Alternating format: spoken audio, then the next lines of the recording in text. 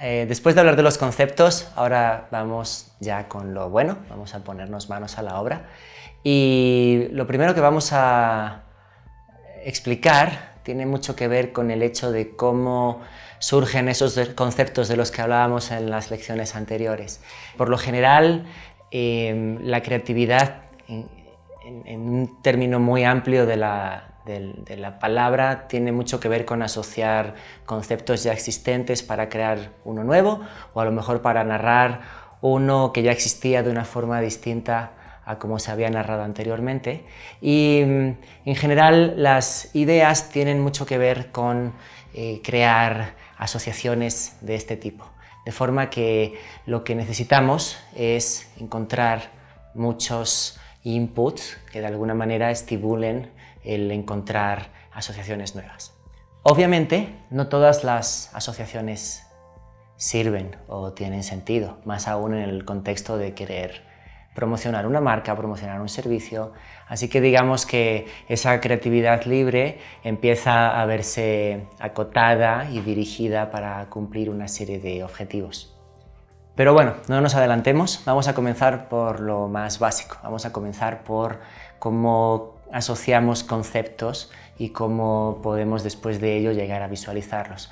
Para ello hay muchas herramientas, hay muchas técnicas, pero al final todo se resume a justo lo que te estoy diciendo, a juntar dos palabras que evoquen dos elementos separados en tu cabeza e intenta comprender si de esas dos palabras surge una historia que te parezca interesante. Al final las ideas, brillantes o no, se enuncian como historias. Si te lo planteas, lo que hacían los humanos alrededor del fuego para entretenerse hace miles de años era sentarse alrededor de una hoguera y contarse una historia que en suma es una idea. De manera que si tienes una buena historia es probable que tengas una buena idea, nada más te queda encontrar las plataformas en las que vas a distribuirla, decidir si es una historia que cuentas tú o si es una historia que, como Kerry Smith en los libros que yo te contaba antes, deja abierta para que sea el lector quien lo complete. Vamos a pasar a la primera de las lecciones, que tiene que ver con los mapas mentales. ¿Qué es un mapa mental? Un mapa mental es un diagrama que sirve para visualizar todos los conceptos que surgen alrededor de una o dos palabras iniciales. La idea es utilizar esta técnica de forma muy libre, de forma muy valiente, donde no hay palabras equivocadas. Somos nosotros los que decidimos, una vez viendo todo lo que tenemos delante, si lo que nos evoca es una historia interesante o referente al problema que queremos resolver o no. Pero básicamente creo que se explica mucho mejor si paso al siguiente slide, en el que te muestro este ejemplo de un mind map referente a tenis. En el centro de la imagen puedes ver dos raquetas y una pelota, es lo que de alguna manera evoca el contexto del que estamos hablando, y alrededor de ello, de la palabra tenis, del deporte, podemos ver que hay una serie de términos relacionados con ese primero que teníamos al centro. Están las reglas, están las superficies, están los torneos, están las puntuaciones, y de alguna manera todo esto se ve visualizado en cada una de las primeras palabras que rodean al término central, que es tenis. Si te das cuenta, a partir de cada una de esas primeras palabras, ese primer círculo de palabras que se nos ocurrieron alrededor de la palabra tenis, surgen un segundo círculo de palabras referentes a cada una de esas primeras palabras que pensamos. De cada una de las palabras que va surgiendo, surge un nuevo círculo de palabras referente a esa que tenemos. Lo que conseguimos con el mind map es que una vez desplegados 2, 3, 4 niveles de palabras, puedas tener ante ti de forma visual un montón de términos que tienen que ver con el mundo del tenis, de forma muy directa a lo mejor, el primer nivel, o de forma indirecta, las palabras del segundo nivel relacionadas con la palabra del primer nivel del que salen, que hace que puedas empezar a asociar palabras y decidas si hay historias entre ellas que merezcan ser contadas. Obviamente todas las historias de tenis a lo mejor evocan una final épica de un torneo, pero ¿qué pasa si tú eliges la palabra Wimbledon con la palabra match? Entonces basta de cháchara, creo que lo mejor es ponerse manos a la obra para que veas que esto no es nada complicado, simplemente requiere de tu imaginación y curiosidad. Obviamente te darás cuenta que cuantas más cosas conozcas, más probable es que puedas relacionar términos en estos mapas mentales para encontrar asociaciones más improbables. Uno de los grandes problemas de la publicidad es que por falta de tiempo, porque todo es para ayer y todo corre una prisa tremenda, las primeras asociaciones que salen son aquellas que al final se llevan a ejecución, con lo cual casi nunca hay nada sorprendente porque todo itera sobre las 2-3 particularidades que todos conocemos. Es cuando empezamos a rascar y encontrar en los segundos y terceros niveles conexiones interesantes, lo que nos lleva a encontrar historias interesantes que luego sirvan para que la gente al verlas diga: ah, esto ya lo sabía pero nunca me lo habían contado así, o nunca había oído hablar de esto. Entonces puedes ponerte manos a la obra con una hoja en blanco y un bolígrafo o un lápiz, o puedes seguir, por ejemplo, enlaces como este site que te pongo aquí, de richard.org/mindmaps.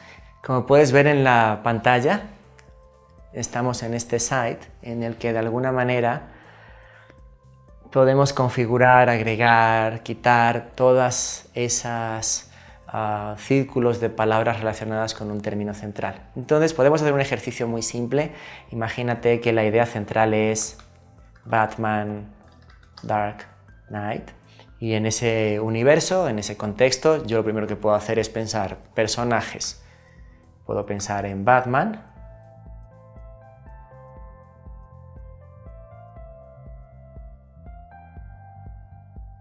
y ahora puedo irme con cada uno de ellos y empezar a jugar con otras cosas que yo recuerdo de cada uno de ellos, ¿no?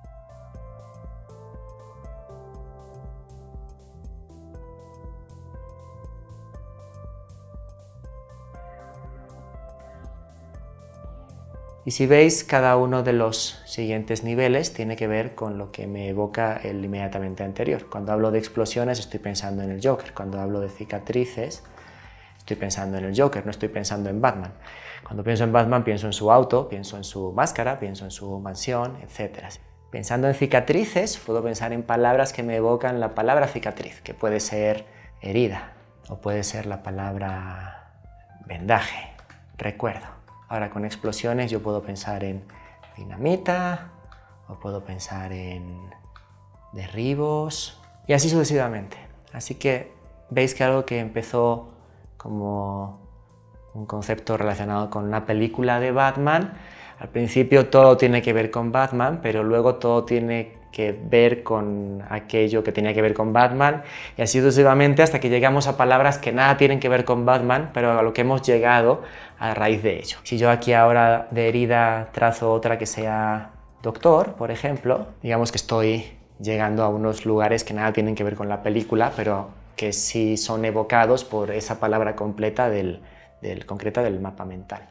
Y como veis, aquí yo puedo empezar a hacer asociaciones e intentar representarlos. Por ejemplo, si piensas en Chuck Norris o Walker Texas Ranger, que es uno de sus personajes más conocidos, ¿no? Tú puedes pensar en Chuck Norris y evocarlo como un tipo de bigote que hizo karate con Bruce Lee y tiene un sombrero de Ranger y tiene una estrella de sheriff, o puedes pensar en Chuck Norris como una estrella de sheriff con bigote. Es una representación de Chuck Norris a la que tú has llegado probablemente a través de un mapa mental en la cual agarraste diversas características. Y a ello se llega a partir de trazar palabras relacionadas, donde de alguna manera la visualización que tenemos de Chuck Norris varía a la hora de cambiar los términos con los que vamos a representarlo. Y de esta manera es como yo te puedo contar una historia de Chuck Norris filmada, haciendo karate contra malvados malísimos, o puede ser unos dibujos animados de caricatura de una estrella de sheriff llamada Chuck, con un bigote, como Chuck Norris, que va dando golpes por el mundo, pero que de alguna manera ya no es una versión tan violenta, sino que a lo mejor tiene una labor cómica de difusión de las artes marciales, por decirte algo que se me acaba de ocurrir, ¿no? Ahora puedes pensar, ok, ¿qué demonios tiene esto que ver con hacer una campaña de publicidad porque tengo que encontrar a mi perro, porque tengo que vender un sillón? Básicamente el proceso es muy similar. Te voy a pedir, por favor, que veas el vídeo que te voy a poner en el siguiente slide, como Rexona Teens ser fan te hace sudar. Esto es un brief real que a mí me llegó hace unos años, en los que Rexona, que es una marca de desodorantes, tiene una línea específica para niñas adolescentes. Todos los años las campañas tienen que ver con ser adolescente te hace sudar porque eres fan, porque estás enamorado, porque tienes las hormonas disparadas, por lo que quieras elegir. Pero sudas y Rexona te protege. La campaña de este año específico tenía que ver con la música y cómo ser fan de la música te hace sudar mucho y debes poder sudar con la confianza que ser fan merece. ¿Cómo podemos expresar que ser fan te hace sudar? De una forma original para que estas chicas puedan saber que Rexona puede ayudarlas. Entonces te voy a pedir por favor que veas este vídeo que dura aproximadamente 1,5 minutos y ahora te veo de regreso, ¿de acuerdo? Básicamente lo que quiero que entiendas es cuál es el proceso de imaginar para una campaña publicitaria y en general es básicamente lo que acabamos de hacer con Batman, pero en vez de hacerlo con Batman vamos a indagar en el universo en el que viven estas niñas, ¿de acuerdo? Me voy a ir otra vez al sitio web del que te hablé antes. Igual que antes tengo una idea central que es ser fan te hace sudar y de igual manera, como hice antes con Batman, lo que voy a hacer ahora es ir creando términos relacionados con aquel que está en el inicio, ¿no? Músicos y del otro lado están las fans. Igual que hicimos antes, el objetivo aquí es encontrar palabras relacionadas con cada uno de estos términos que nos sirvan en algún punto para hacer una historia.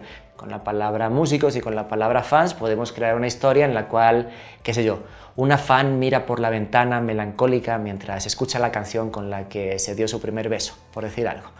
Como puedes ver, es una historia pues muy cliché, es una historia 1000 veces contada, 1000 veces repetida, probablemente no hay nada interesante ahí.